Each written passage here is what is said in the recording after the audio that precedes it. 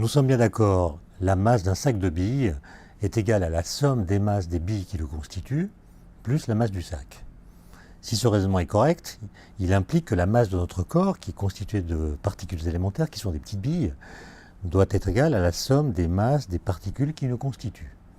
Or, la vérité est tout autre.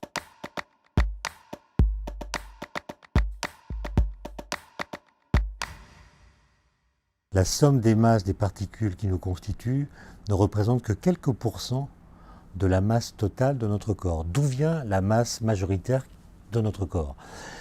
Pour le comprendre, il faut revenir à 1905. 1905, c'est l'année miraculeuse de la physique.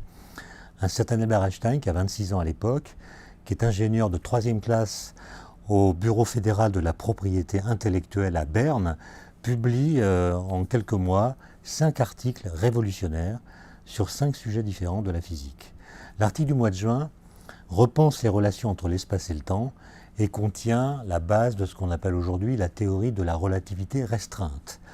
Durant l'été qui suit, le mois de juillet et le mois d'août 1905, Einstein continue à réfléchir. Il part en vacances avec son épouse Mileva et leur fils en Serbie, d'où elle est originaire, et il continue à réfléchir aux implications de l'article publié au mois de juin.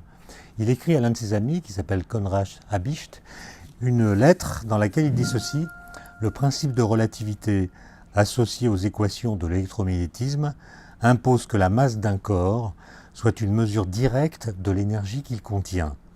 La chose, dit-il, est plaisante à considérer, mais le bon Dieu n'est-il pas en train de rire de moi et ne me mène-t-il pas par le bout du nez? Ça, conclut Einstein, je suis incapable de le savoir. » En fait, il va trancher la question dans un article qu'il écrit en septembre 1905, un article très court de moins de 3 pages, dans laquelle se trouve écrite avec d'autres notations la fameuse formule E égale mc2. Comment la démontre-t-il? En considérant un métal qu'on chauffe et qui rayonne donc de l'énergie sous forme de lumière, visible ou invisible. La lumière n'a pas de masse, donc ce corps qui rayonne de la lumière perd de l'énergie, puisque la lumière contient de l'énergie, mais il ne doit pas perdre de masse, puisque la lumière n'a pas de masse. Comment un corps qui rayonne des objets qui n'ont pas de masse pourrait-il perdre de la masse? Einstein conclut que si l'on en croit les principes de sa théorie, alors le corps en question, du seul fait qu'il perd de l'énergie, perd également de la masse, et cette masse qu'il perd est donnée par la formule grand E, l'énergie qu'il perd, divisée par c au carré, c étant la vitesse de la lumière, qui vaut 300 000 km par seconde. Et donc, même si le corps émet des objets qui ne sont pas massifs, il perd quand même de la masse. Et le génie d'Einstein le pousse à dire que cette formule, qui fait intervenir la vitesse de la lumière, doit demeurer vraie, même si aucune lumière n'intervient dans le processus par lequel le corps en question perd de l'énergie. Autrement dit, le statut de la vitesse de la lumière est changé. La vitesse de la lumière ne désigne plus seulement la vitesse de propagation d'un phénomène physique particulier qui est la lumière.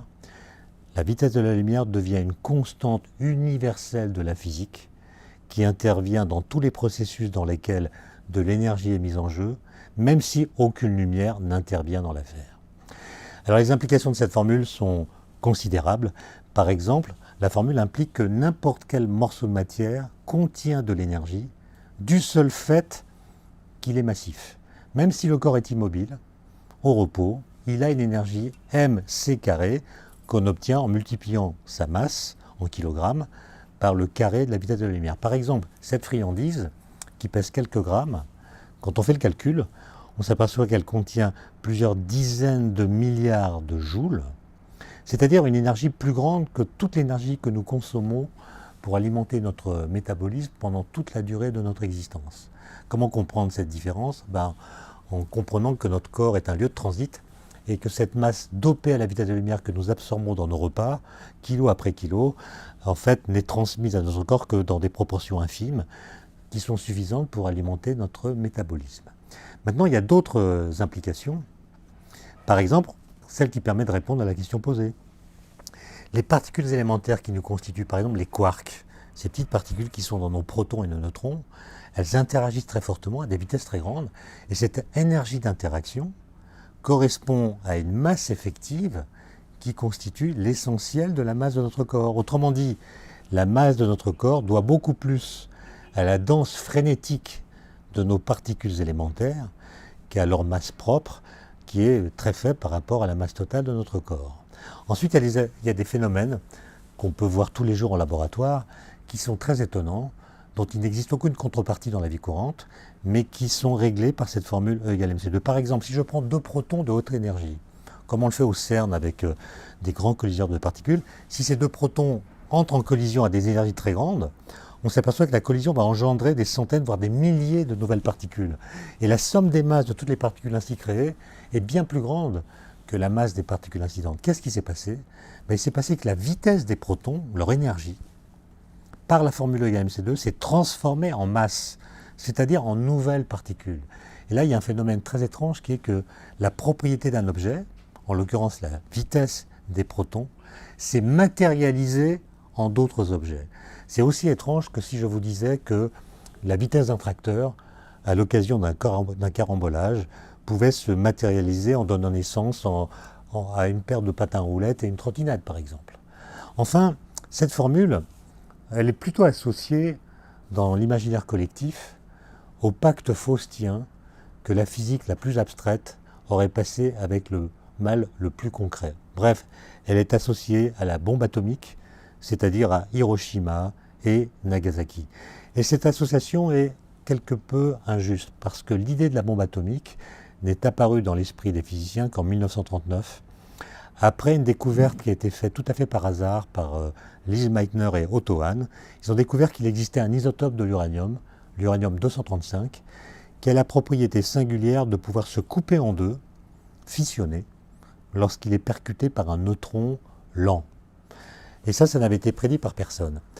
Et la formule d'Einstein ne permettait pas non plus de prévoir, elle date de 1905, l'uranium est connu depuis la Révolution française, depuis la fin du XVIIIe siècle, et il ne suffisait donc pas d'avoir la formule et l'uranium pour penser à la bombe atomique. Il a fallu cette découverte faite à la fin de l'année 1938 pour que les physiciens commencent à y penser. Et l'idée de la bombe atomique va donc conduire à ce que Einstein, qui ne s'est jamais intéressé aux forces nucléaires, sollicité par des amis physiciens, va écrire une lettre au président Roosevelt dans laquelle il signale que les Allemands ont des stocks d'uranium, ont également à leur disposition de très grands physiciens, et pourraient être capables, les nazis pourraient être capables un jour de fabriquer la bombe atomique. Donc il agit comme une espèce de lanceur d'alerte pour le président Roosevelt. Et l'association entre E égale mc2 et la bombe atomique ne viendra se montrer, si l'on peut dire, s'imposer qu'en juillet 1946, à la une du magazine Time, qui vient commémorer l'anniversaire de la première explosion atomique qui avait eu lieu en juillet 1945, donc avant Hiroshima et Nagasaki, dans le désert du Nouveau-Mexique. Et sur la couverture, on voit le visage d'Einstein qui est grave, qui semble interroger la postérité.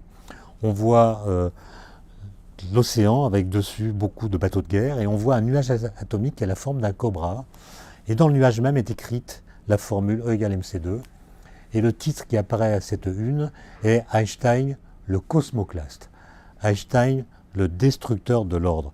Et c'est à partir de cette association que nous pensons l'association entre la bombe atomique et la formule E égale mc2, alors que cette formule intervient dans beaucoup d'autres processus, par exemple le craquage d'une allumette ou bien la chute d'un corps.